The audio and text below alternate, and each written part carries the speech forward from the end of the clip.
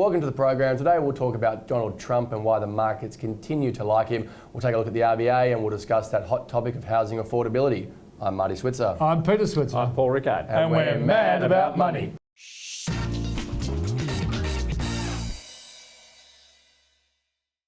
So Pete, Trump spoke last week, not a lot of detail, but the markets continue to like him. Your thoughts? Well, I think he's the gift that just keeps on giving. This guy is extraordinary. Does his sausage have any sizzle? I don't think I can live. With That was your line. I know it was. Yeah, well, he has delivered sizzle, and I don't think we've seen sausage at this point in time. Thankfully. Thankfully. But the interesting thing is, I think it's 47 days he's been in there at this point in time. Who's counting? Well, A lot of people. Yeah, 47 out of 700 or something. So, well, the the interesting thing is this. I learnt something this week. To date, they've ripped up, the administration, 90 different types of regulation, and they haven't all been financial systems regulation. So people get a bit surprised about the next thing that his administration's doing, and you start thinking, okay, if he's tearing up, like for example, now shooters can use lead bullets in national parks in the USA. That's one of the regulations. That's a big change, Peter. But there's probably a business that sells lead bullets. Its share price has gone up. Paul, we'll go to you. The detail that's coming Peter out got a bit excited there on a few things. It's interesting. the detail that's coming out now, though, from the Trump camp, is it enough to be material for markets, or do you think we're still sort of caught on the hype of what he might do? I think we're caught on the hype of what he might do. I mean, obviously the focus in America is very much about how they're going to tear up Obamacare, and there's some draft legislation and lots of talk about how long that might take before it finally gets enacted. Building walls. Building walls, I mean, look, the tax policies, they're big for the markets, they're not big for the people, but what he's saying is still, positive for business. I think the markets are just afraid to sell because the choice they face is what else do you invest in? I mean, if you actually think he's going to deliver in the US and the same case, the impact it has in the Australian market, what that means for commodity prices is all positive. Where do you put your money? I mean, you worry about the housing market. I think that's an issue a lot of people have at the moment. Switzer Dividend Growth Fund. It's an option. That's a good option, Marty. That's a good place, Marty. Yeah. So moving along, RBA, Pete, not much happening there at the moment, but your thoughts on most recent statements? I think when you take the overall feel, you can see that Reserve Bank wants to keep interest rates on hold. They want to see the economy improving, and the run-of data has been very good.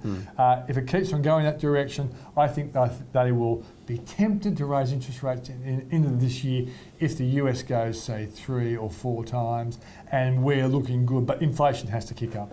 I've been surprised by the number of economists still going for a call and interest rates coming down, particularly when the US is in a cycle of raising rates. It just doesn't, our economy is never that far out of sync with the US that they're raising rates and we're lowering rates. It just doesn't happen that way.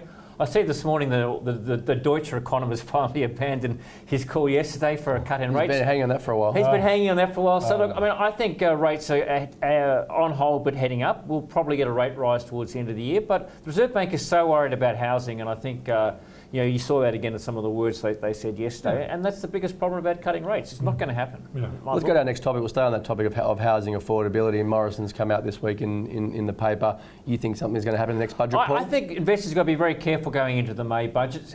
Morrison's making some noises. I mean, every state premier suddenly housing affordability is a new couple of buzzwords. We've seen Gladys Berejiklian, the Premier of New South Wales. That's a hard name to pronounce. Yeah, I think I got that right too. Well done. I think you used to work with her though, didn't you? I know. Say that housing affordability is the number one issue. A whole series of initiatives out of the Victorian Treasurer. Most of them are pretty dumb. Cutting stamp duty. Cut for first home owned owner buyers. I get it right. But the vacant resident, the tax on the living apartments vacant, they're also reducing a concession on off-the-plan purchases, which is going to kill the off-the-plan market a little bit.